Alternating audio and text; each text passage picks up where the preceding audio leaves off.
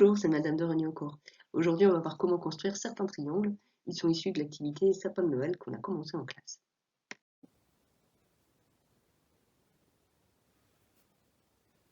On s'intéresse maintenant au second triangle, le triangle IKJ. Alors celui-là, il est équilatéral et on nous donne donc une seule longueur, IJ égale 8 cm.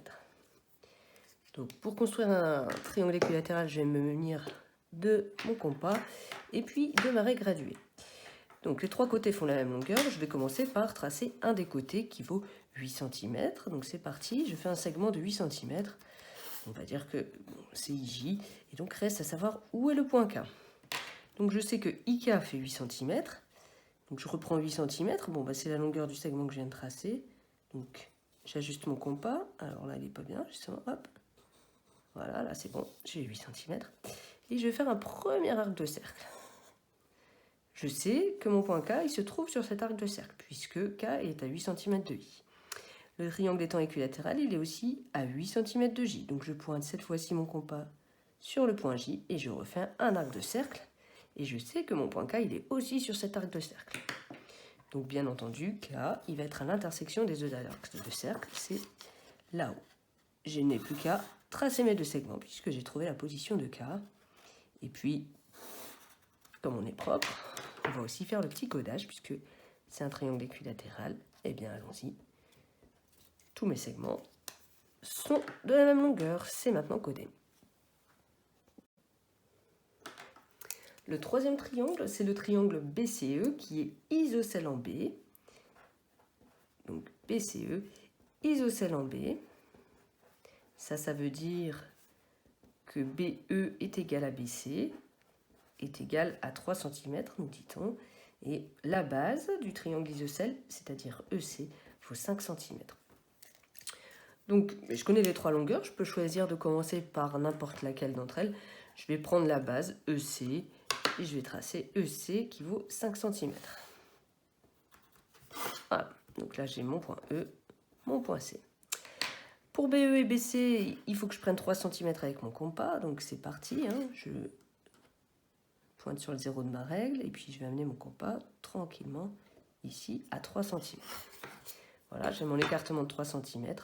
Donc je sais que le point B est à 3 cm de E. Je fais un premier arc de cercle. Et il est aussi à 3 cm de C. Je fais un autre arc de cercle. Voilà mon point B. J'ai mes 3 points. Je finis de tracer les segments. Et comme ce triangle, il est quand même un peu particulier parce qu'il est isocèle, je suis sympa. J'applique le codage sur la figure. BC égale BE. On le voit tout de suite. Le dernier triangle à construire, c'est le triangle GFH. Alors celui-là, il est quelconque. On nous dit que GF fait 3 cm, FH vaut 6 cm, et puis HG, lui, mesure 8 cm. Donc, il n'y a pas d'ordre. On peut commencer par la longueur qu'on veut. Bon, moi, j'aime bien commencer par la longueur la plus longue, comme ça, j'occupe déjà un maximum d'espace sur ma feuille et je suis un peu plus tranquille pour mettre la suite. Donc, je vais commencer par HG. Voilà. HG, 8 cm. Ensuite, je sais que FH vaut 6.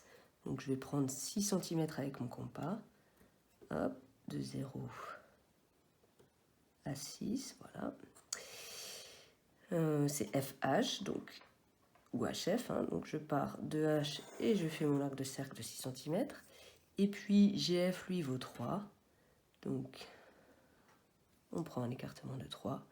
Je pars du point G, puisque c'est GF qui vaut 3. Et hop, je fais mon deuxième arc de cercle. J'ai trouvé mon point F. Je relie, comme d'habitude.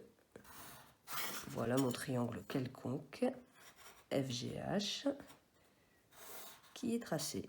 Aucun codage à mettre en place, puisque il n'y a rien de particulier sur ce triangle-là.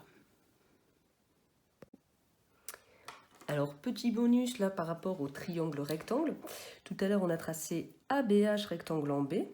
Et on connaissait BH qui valait 7 et puis AB qui valait 3. on avait sur cet angle droit. Et j'avais dit, ok, alors comment faire maintenant? Si on sait qu'on a l'angle droit, je sais qu'ici, BA fait toujours 3, mais c'est plus HB qui vaut 7, c'est HA. D'un point de vue de construction, ça rend les choses quand même beaucoup plus compliquées, puisque tout à l'heure, on avait fait l'angle droit.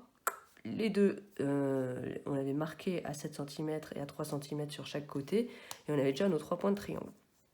Ici, quand on a ça, c'est un peu plus compliqué. On va commencer aussi par l'angle droit. Donc on prend son écart quand même. Hein. Ça ne change pas là-dessus. Sur l'équerre, on sait que BA fait 3. Donc ça, aucun souci. Ça ne change rien.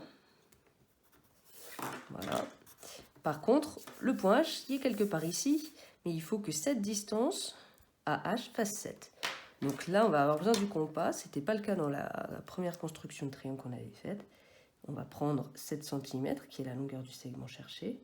Voilà. On va partir de A. Et on va faire l'arc de cercle. Voilà. Donc là, j'ai bien AH, pardon, qui va faire 7 cm. Il faut être un peu plus astucieux que la première fois. Et là, j'ai 7 et là, j'ai 3. Donc, bilan des courses, hein, on peut dégager une méthode pour construire un triangle quand on connaît 3 de ses longueurs. Donc il s'agit dans un premier temps de choisir n'importe quel côté et de le tracer, hein, avec sa règle graduée. Ensuite, avec son compas, on va pointer successivement sur les 2 extrémités du segment pour reporter les longueurs des 2 autres côtés. Et ça va nous créer 2 arcs de cercle. Et ces 2 arcs, ils vont se croiser. Leur intersection, c'est le 3e sommet du triangle. Et donc ensuite, on a les 3 points, il n'y a plus qu'à tracer les 2 derniers côtés.